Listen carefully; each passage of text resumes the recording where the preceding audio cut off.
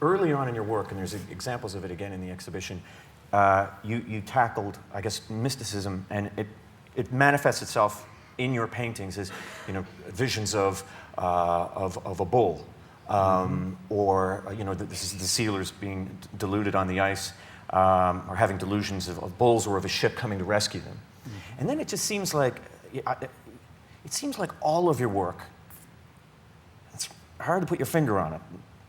Hopefully people know what I'm talking about, but all of your work has a degree of mysticism imbued in it that just you seem to make. I don't know whether it's the childlike recollection, the child's recollection, but it's like everything's epic and somehow mystical, that you've made our history and our culture somehow epic and mystical. Is that something that just kind of happens, or is it something that you're aware of? Being born and growing up in Bonavista North, which I feel has a sublime wind, everything moving overhead, the ocean, winter where things are black and white, fog is made down off Cape Friels, so it's never absent. No sooner does the land warm up a little bit, the fog bank 4 or 5 miles out off Cape Friels moves towards the land. The darkness of winter.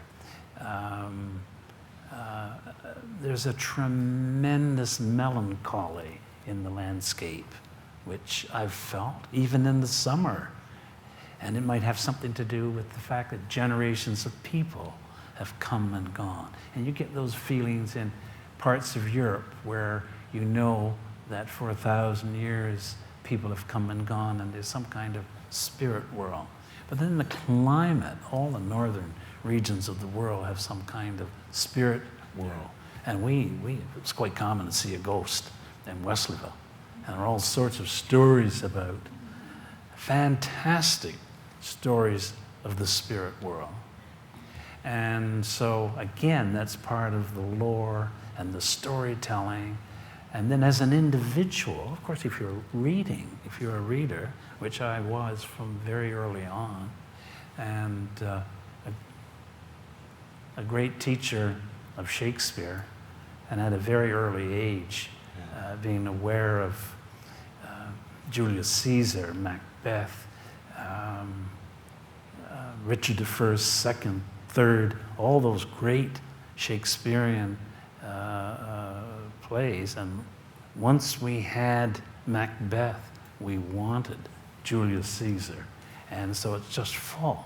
And then in the schools we had anthologies of English literature, all the great English poets. Samuel Taylor Coleridge, The Rime of the Ancient Mariner, and all these wonderful things. Now, whether or not my classmates were affected the way I was, but it had a profound, and you wanted more and you wanted to read.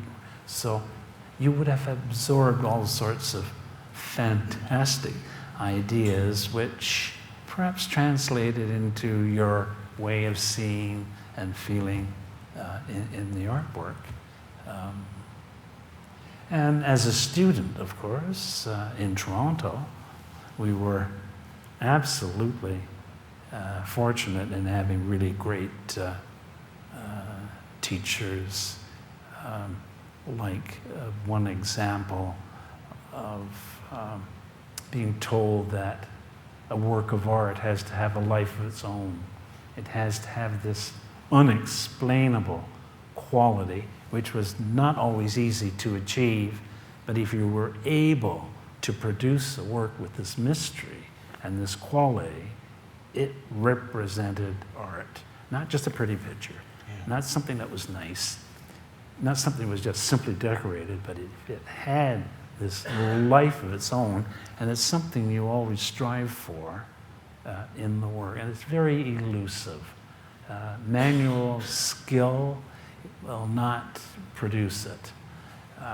Spending 10 years rendering a painting, which becomes a tremendous work of skill, it might not have this. Skill will not produce this incredible quality.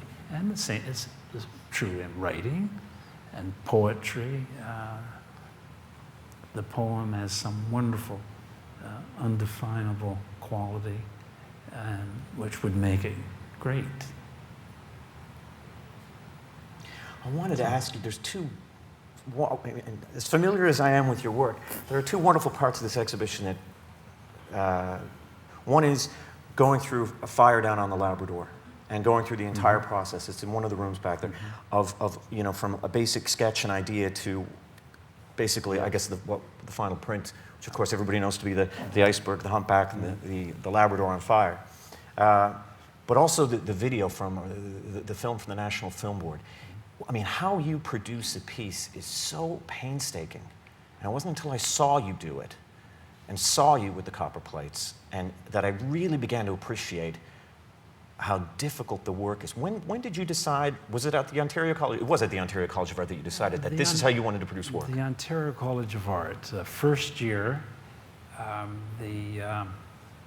one of the great drawing instructors was constantly on the lookout for students who could draw. But he was also head of the drawing, not only part of the drawing and painting department, but was head of printmaking. And he spent a lot of time looking for candidates for the printmaking department. And my great talent was in drawing at that point, not being able to paint or knowing anything about color or design, but a natural ability to draw. So I was one of the people selected for second year to move into printmaking. And that's where I discovered etching. We were required to do lithography, etching, silk screen, and woodcut. And then in your third year, you could gravitate into one of those. And I chose etching because it was a combination of drawing and painting and sculpture and fantastic. And of course, I was fascinated also by the idea that it was a democratic art form. Yeah. That you could make more than one. And the great, great history of printmaking with Rembrandt, Albrecht Dürer, and the father of the political cartoon, Daumier, the great French artist who did these incredible daily prints, lithographs that inflamed the public or inflamed the government. And so everyone was able to experience those images. You were talking about art earlier and just how it has to last, tell a story, and have that mystery about it. And that's when you know. When you go through the several series of copies of prints, when do you know it's ready? When do you know I can stop now? It's an intuition. It's hard to, it's never really finished, but you reach a point where you're exhausted. You have to stop. There's no point going any further. And of course, there's the experience of going further and ruining the thing. And then you have the struggle to try and save it. And it's such a thing as it can be so good, it's bad. It can be such a virtuoso work that it loses something. It becomes a work of great skill, and it hasn't got that mysterious quality, which you can't arrange for, you can't plan to turn this object into a work of art. Yeah. It has to happen. And it's strange, it's accidental, and it is a mystery as to how it happens. And the entire exhibition is a mystery. I walk into that room, and it's hard for me to believe. It's almost as if someone else has done it. I can't believe. And what we see here, 70 images, there are 250. And this represents just a selection from that broad body of work. And there are a lot of wonderful things that are not included because it's a curatorial decision. someone has decided that, oh, Yeah. we want this, oh, yes, no, no, yes. So. Do you have difficulty letting go of that control and letting somebody else do that? I'm interested in creating the work. I don't want to get involved with Yeah. creating an exhibition. You would be consulted as to how things might move, what various directions, but not to really make. The show at the Art Gallery of Ontario had 10 works too many. They simply could not accommodate the extra 10 works. And Dr. Loughnane, who curated the show, said, I can't do this. You're going to have to decide which ones we're going to leave out. And it was very difficult because they were major pieces, but something had to be done to make it a manageable exhibition. And I'm amazed. I thought, well, my God, in Toronto, 4 or 5 or 6 or 7 galleries with all this work, what's going to happen when it goes to St. John's? It's going to be, it will be necessary to cut it in half. And I believe, through the genius of Caroline Stone, only 1 work has been eliminated. So that's really quite remarkable, and it feels very, very good. And you might argue that it's probably even better than Toronto. Here, here.